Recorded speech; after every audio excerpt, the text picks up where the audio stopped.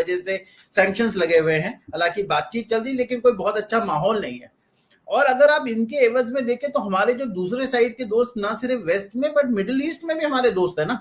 अगर आप उसको यूएई को देख लें, आप सऊदी अरब को भी देख लें, और हमारा एक बहुत ही अच्छा एक रिलेशनशिप बैलेंस चल रहा है, जिसके अंदर कि हम ये समझते हैं कि आप कोई भी किसी भी तरीके के ब्लॉक्स हो, हमारे दोनों तरफ ब्लॉक्स के अंदर कहीं ना कहीं हमारी मतलब एक बैलेंसिंग एक्ट है और हम दोनों जगह अवेलेबल है। ये जो उन्होंने खोला है, इसका नाम international north south transport corridor कहते हैं इसको, INSTC। और ये अगर आप देखें तो ये 8 जून को इसके बारे में बातचीत हुई थी, और ईरान के जो फॉरेन मिनिस्टर मिस्टर हुसैन, वो उस वक्त इंडिया में आए हुए थे, और उसी दिन रशिया के जो प्रेसिडेंट है व्लादिमीर पुतिन और ईरानियन प्रेसिडेंट के बीच में बात हुई। तो अगर आप देखें तो ईरान, इंडिया और रशिया एक पेज पे होकर एक कॉरिडोर को 8 जून को आपस में बात करके इसको खोलते हैं।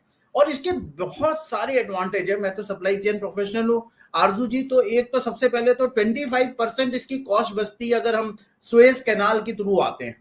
और दूसरी बात, आपको पता ही है सुएज कैनाल जो है वो अपने आप में एक चोक पॉइंट है। और अभी 2-3 चीजें मैं देख रहा था कि जिस तरीके से श्रीलंका में हाल हुआ है, वैसे ही इजिप्ट का हाल अभी थोड़ा सा बुरा हो रहा है, और उन्होंने भी बहुत सारा चाइनीज लोन ले रखा है। तो वही कॉरिडोर्स में ये भी बात है कि चाइनीज का कहीं ना कहीं सुएज कैनाल के ऊपर नजर है, तो हमें तो एक अल्टरनेट कॉरिडोर भी चाहिए, तो वो भी एक है।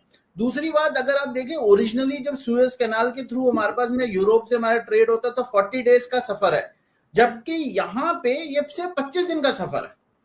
हालांकि ये मल्टी मॉडल है, मतलब आप देखें तो ये कॉरिडोर शुरू होगा मुंबई से, चाबहार पोर्ट में जाएगा या बंदर अब्बास में जाता है, और वहां से फिर तेहरान जाता है। तेहरान से ये रेलवे कॉरिडोर ले सकते हैं, रोड ले सकते हैं, और फिर वो कैस्पियन सी में जाता है। फिर अस्त्राखान एक वोल्गा सिटी के पास, वोल्गा रिवर के पास में एक जॉइंट पोर्ट है ईरान और रशिया का, तो उसके ऊपर ये वहां जाता है। तो एक मल्टी मॉडल है जिसमें शिप, रेल और रोड तीनों का इस्तेमाल होगा।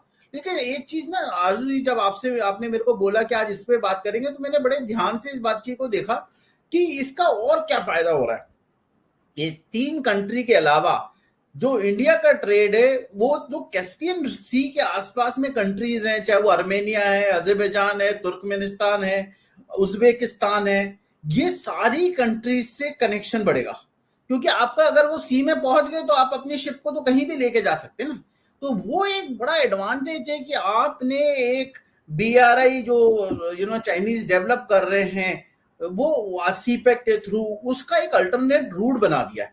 और उसका सिग्निफिकेंस बहुत बड़ा है अगर आप देखें उस चीज को, कि सडनली हमें एक यूरोप का जो रूट है वहां से मिला है, और ईरान को उसमें बेहद फायदा है, जहां पे पर्शिया, रशिया और इंडियन मार्केट, एशियन मार्केट एक और है।